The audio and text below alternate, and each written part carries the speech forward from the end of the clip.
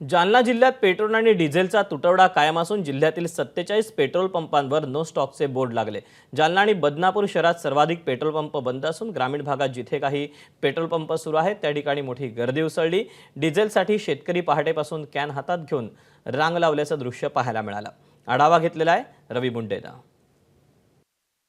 आपण पाहू शकतो की ज्या ठिकाणी चालू आहे त्या ठिकाणी अशा प्रकारची गर्दी आहे।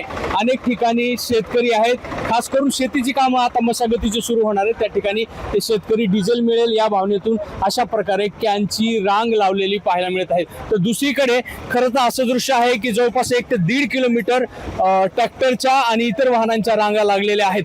कारण जिल्हाधिकाऱ्यांनी निर्णय घेतला की कॅन आणायचे नाहीत, मात्र शेतकऱ्यांची पुढे मोठी दुविधा उत्पन्न होते। कारण ट्रॅक्टर पेट्रोल पंपावर आणायला किमान 20 किलोमीटर 10 किलोमीटर असा त्याच्यासाठी आणावं लागेल, वेळ खर्च करावा लागेल। ही सगळी जर परिस्थिती बघितली, दादा मला सांगा, कॅनवर बंदी म्हणून ट्रॅक्टर घेऊन आला शेतातून आलो थेट। बर, काय स्थिती सर? डिझेल भेटेना शेतातून वापिस कॅन मध्ये असतं, जर शेतात जात आहेत सर, आता शेतात डिझेल संपल्यावर कसं करा तसं डिझेल ना शेतात संपल्यावर सर ट्रॅक्टर जवळजवळ 60-70 ट्रॅक्टर आहे सध्या। हो, काय दुसरीकडे भेटत नाही दुसरीकडे नाही भेटत, तिथंच भेटत बघ। दुसरीकडे डिझेल सर मी सकाळी 8 वाजल्यापासून येईल। हे ट्रॅक्टर चालकांची भावना। काही शेतकरी देखील आहे तिथे बघताय आपण की डिझेल लागणार आहे आणि ते कॅन घेऊन अशा प्रकारच्या रांगा या ठिकाणी लागलेल्या आहेत। परिस्थिती भीषण आहे खरं तर, कारण जवळपास 170 पेट्रोल पंप आहेत जिल्ह्यामध्ये, त्यापैकी 47 पेट्रोल पंप अक्षरशः पूर्णपणे बंद आहेत आणि ज्या ठिकाणी चालू आहेत त्या ठिकाणची अशी परिस्थिती आहे। किती वेळ झालं रांगेत?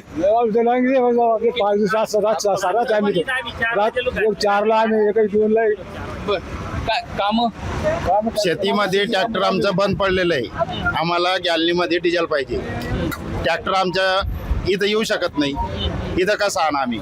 अनेक पेट्रोल पंप बंद आहेत आणि ज्या ठिकाणी पेट्रोल आणि डिझेल मिळत आहे तिथे अशा प्रकारची गर्दी पाहायला मिळत आहे। एकूणच लवकरात लवकर डिझेल आणि पेट्रोल मिळेल अशी आशा या सगळ्या नागरिकांना आहे आणि ह्या ज्या हालापेष्टा आहेत त्या भोगाव्या लागणार नाहीत अशी त्यांची अपेक्षा आहे। रवी मुंडे, एबीपी माझा, बदनापूर, जालना।